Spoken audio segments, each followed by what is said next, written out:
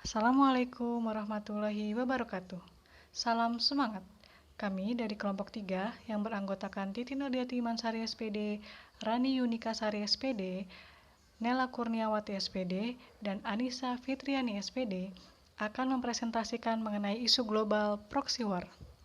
Proxy war menurut Jenderal Gatot Nurmantio adalah konfrontasi antara dua kekuatan besar dengan menggunakan pemain pengganti untuk mengurangi konfrontasi secara langsung.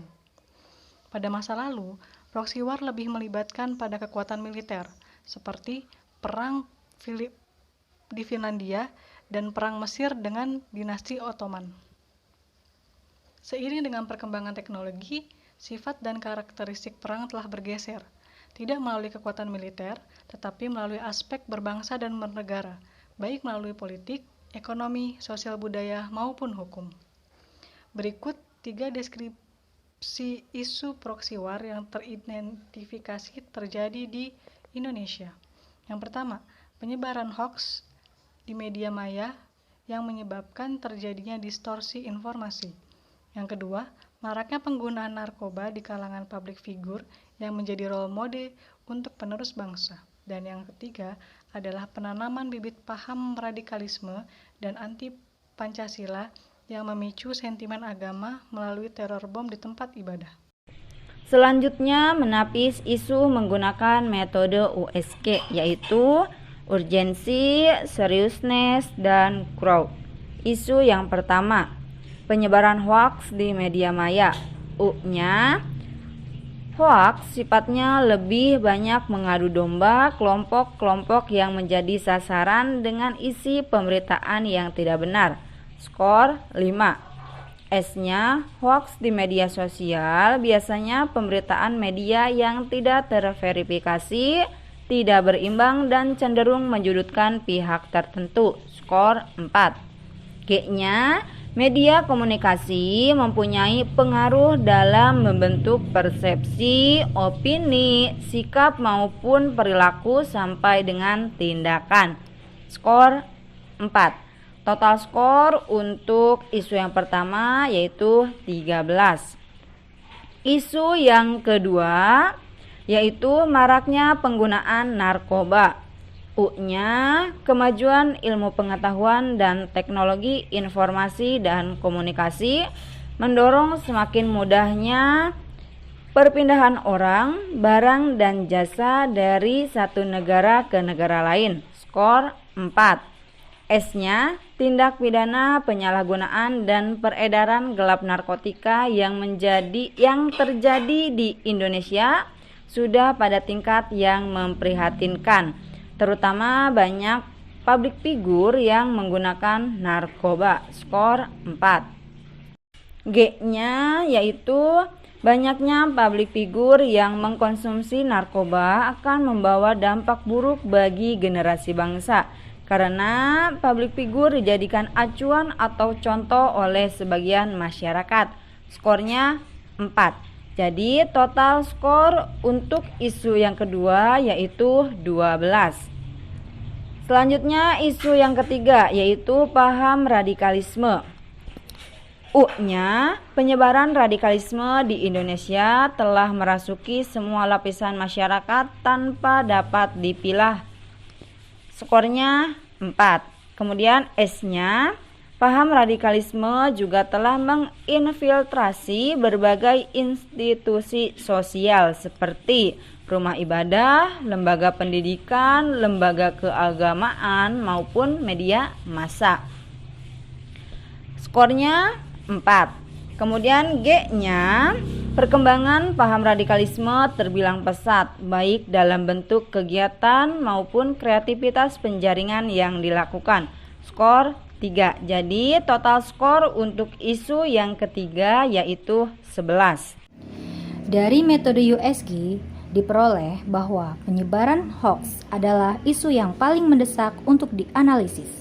Terdapat berbagai macam penyebab dari masalah penyebaran hoax, di antaranya dari segi surrounding atau keadaan sekitar, diperoleh bahwa kurangnya minat baca masyarakat.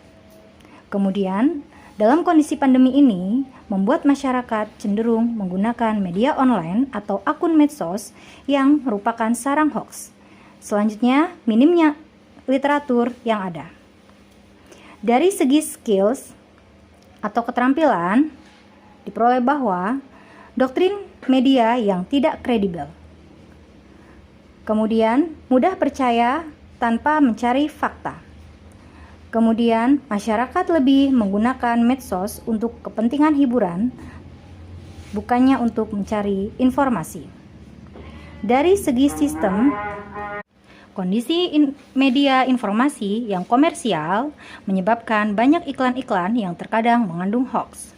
Selanjutnya, cepatnya penyebaran informasi karena faktor canggihnya teknologi saat ini.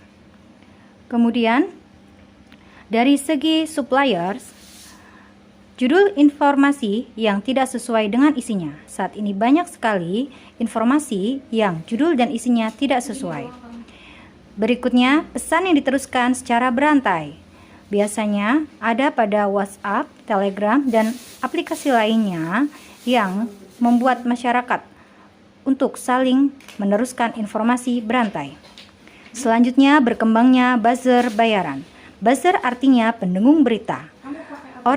Oknum ini dapat menyebabkan berita yang sebenarnya kecil bisa menjadi besar. Baik, berdasarkan isu yang terpilih, berikut adalah rekomendasi atau alternatif pemecahan isu hoax. Dengan menerapkan gerakan literasi kerangka think di sini adalah singkatan dari T yang berarti true, yaitu mengecek kevalidan suatu berita atau informasi. H yaitu helpful, berarti memperhatikan kegunaan berita atau informasi.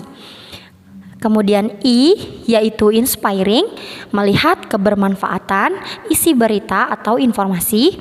Dan K yaitu kind, menelaah kebaikan suatu berita atau informasi apabila disebarkan.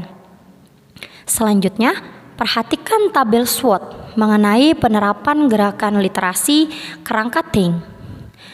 Dilihat dari segi strength, kita akan terlatih, yaitu menyaring sebelum men-sharing. Artinya, dengan menerapkan gerakan literasi think ini, kita akan memastikan terlebih dahulu segala bentuk sumber informasi serta mewaspadai judul-judul yang bersifat provokatif.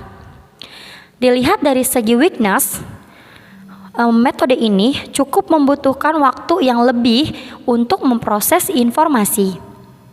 Kemudian, segi opportunity yaitu membiasakan berpikir kritis sehingga lebih bijak dalam menerima dan menyebarkan informasi. Namun, dalam segi threat, tidak relevannya suatu berita atau informasi sehingga bisa menyebabkan distorsi informasi. Jadi, kesimpulan dari pembahasan tentang isu global, tema proxy war, bahwa isu terkini yang dipilih dengan teknik USG adalah hoax.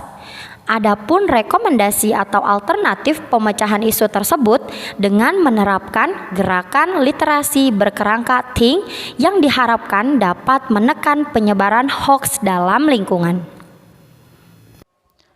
Demikian presentasi dari kami mengenai isu global proxy war. Apabila ada kesalahan mohon dimaafkan. Wabillahi taufiq wal hidayah. Assalamualaikum warahmatullahi wabarakatuh.